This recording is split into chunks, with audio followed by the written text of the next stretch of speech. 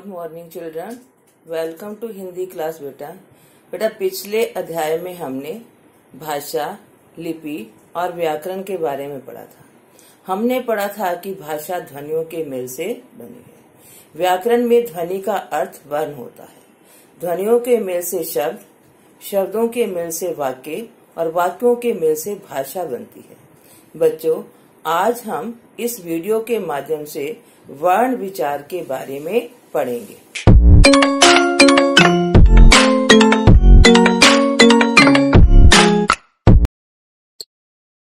वर्ण विचार। बच्चों, आइए आज हम वर्णों के बारे में चर्चा करते हैं। वर्ण भाषा की सबसे छोटी इकाई को कहते हैं। वर्णों के समूह को वर्णमाला कहते हैं। मानक हिंदी वर्णमाला केंद्रीय हिंदी निदेशालय, भारत सरकार और राष्ट्रीय शैक्षिक अनुसंधान और प्रशिक्षण परिषद द्वारा मानक हिंदी वर्णमाला का निर्धारित रूप इस प्रकार है। स्वर अ आ, इ ई, उ ऊ, रि, ए ऐ, ओ औ। व्यंजन क, ख, ग, घ, ङ, च, छ, ज, झ, य, ट, ठ, ड, ढ, ण, ण, त, थ, द, ध, न,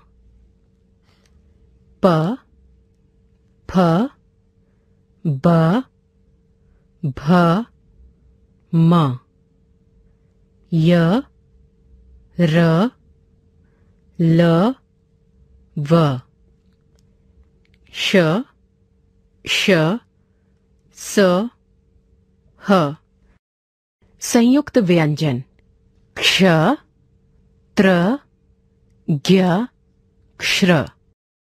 आगाध ध्वनियां अ, ज, फ।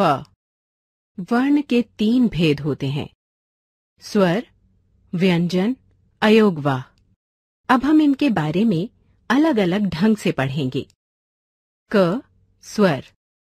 जो वर्ण बिना किसी अन्य वर्ण की सहायता के स्वतंत्र रूप से बोले जाते हैं, स्वर कहलाते हैं।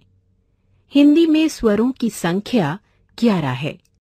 अ, आ, इ, ई, उ, ऊ, रि, ए, ऐ, ओ, औ।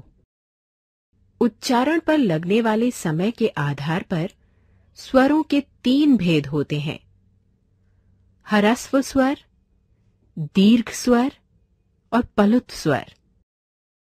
ह्रस्व स्वर। बच्चों, जिन स्वरों के उच्चारण में सबसे कम समय लगता है वे ह्रस्व स्वर कहलाते हैं। जैसे अ, ई, उ, रि। ये सभी ह्रस्व स्वर की श्रेणी में आते हैं। दीर्घ स्वर। जिन स्वरों के उच्चारण में ह्रस्व स्वर से दुगना समय लगता है उन्हें दीर्घ स्वर कहते हैं। जैसे आ, ई, ऊ, ए, ऐ, ओ, औ। ये दीर्घ स्वर की श्रेणी में आते हैं। पुलुत स्वर।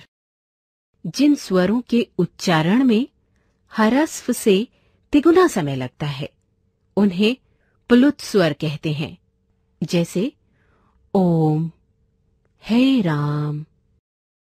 स्वरों की मात्राएं। बच्चों, जब स्वरों को व्यंजनों के साथ बोला या लिखा जाता है तो इनके चिन्हों का प्रयोग होता है। ये चिन्ह मात्रा कहलाते हैं। स्वर और उनकी मात्राएं। चिन्ह निम्नलिखित हैं: स्वर, मात्रा अ, आ, इ, ई, उ, री, ए, ऐ, ओ, औ। अ वर्ण की कोई मात्रा नहीं होती, लेकिन प्रत्येक व्यंजन अ वर्ण की सहायता से बोला जाता है।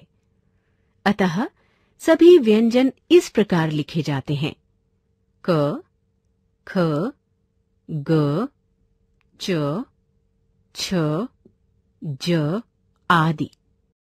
जब व्यंजन अ वर्ण से रहित होते हैं तो उन्हें इस प्रकार लिखा जाता है: क, ख, ग, च, छ, ज आदि। स्वर रहित व्यंजन के नीचे लगी तिरछी रेखा को हल कहते हैं। इनके द्वारा व्यंजन के आधे होने का संकेत मिलता है। ख, व्यंजन। बच्चों, जिन वर्णों का उच्चारण स्वरों की सहायता से होता है वे व्यंजन कहलाते हैं।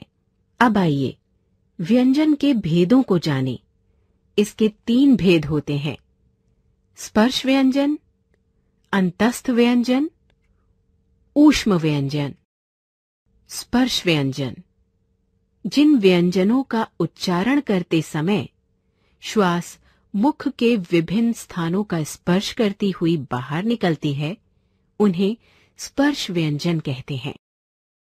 स्पर्श व्यंजन है व्यंजन, उच्चारण स्थान, कवर्ग, कंठ, चवर्ग, तालु, टवर्ग, मूर्धा, तवर्ग, दंत, पवर्ग, ओष्ठ। अंतस्थ व्यंजन जिन वर्णों का उच्चारण स्वरों और व्यंजनों के मध्य का होता है वे अंतस्थ व्यंजन कहलाते हैं। इनका उच्चारण करते समय जीभ मुंह के किसी भाग को भी पूरी तरह स्पर्श नहीं करती। ये हैं य, र, ल, व। ऊष्म व्यंजन। ऊष्म व्यंजन इन वर्णों के उच्चारण के समय हवा के रगड़ खाने से मुख में गर्मी यानी ऊष्मा उत्पन्न होती है, अतः इन्हें ऊष्म व्यंजन कहा जाता है। ये हैं श, श, स, ह। बच्चों, इनके अलावा कुछ व्यंजन एवं उनके अन्य रूप भी होते हैं। आइए उनको एक एक करके जानने का प्रयत्न करें। संयुक्त व्यंजन 2 भिन्न व्यंजनों के योग से बने वर्ण संयुक्त व्यंजन कहलाते हैं। जैसे क्ष, क जमा क्ष, क्षमा, क्षत्रिय, कक्षा। त्र, त जमा र, पत्र, चित्र, त्रिकोण। ज्ञ, ज जमा इया, ज्ञात, ज्ञान, यज्ञ।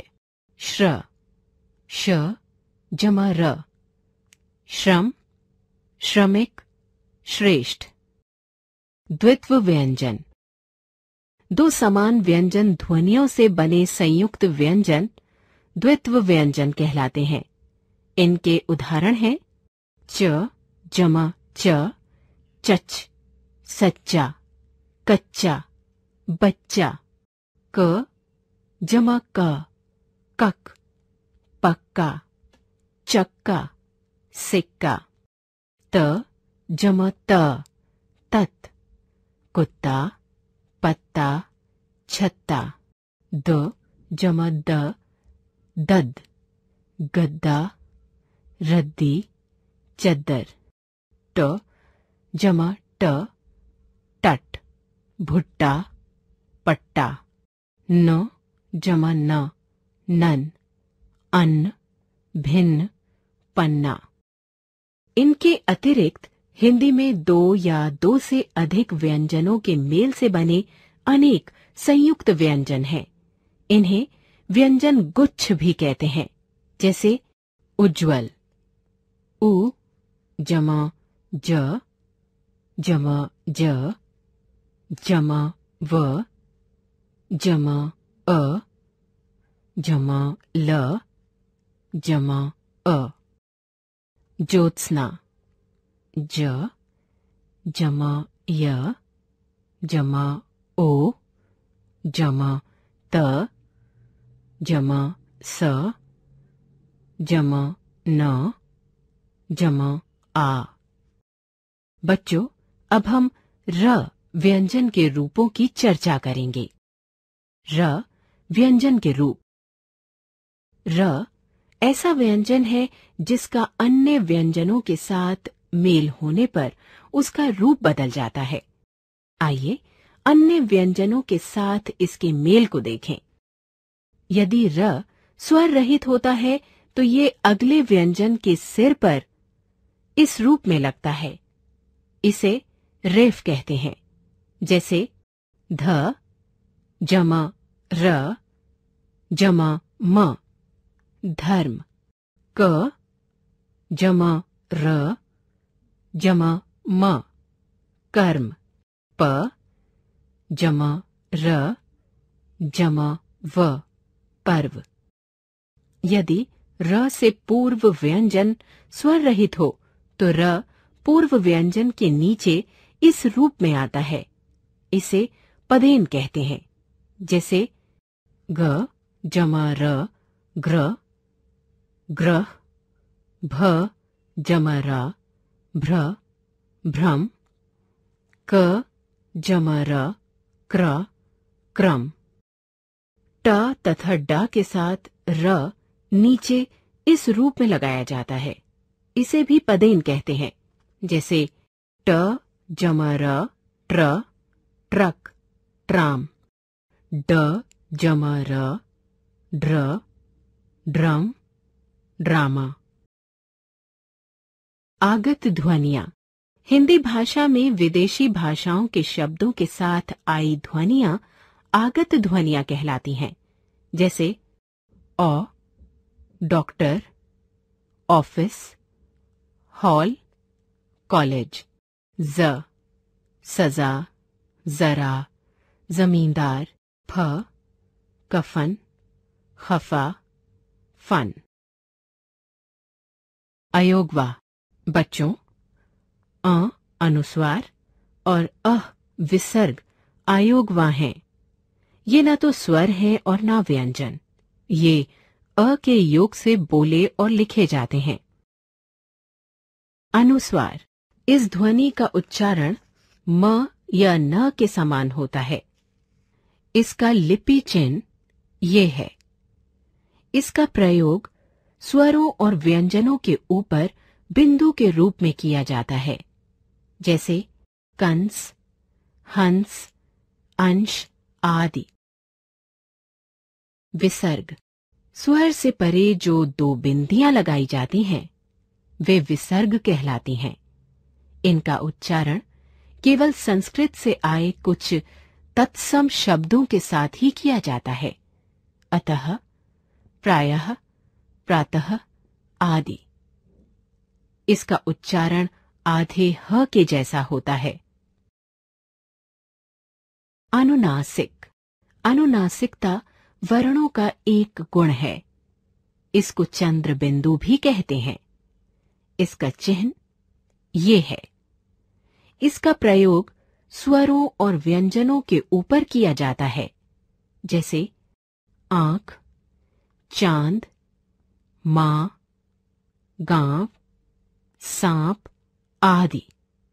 अनुनासिक का उच्चारण नाक और मुंह से किया जाता है।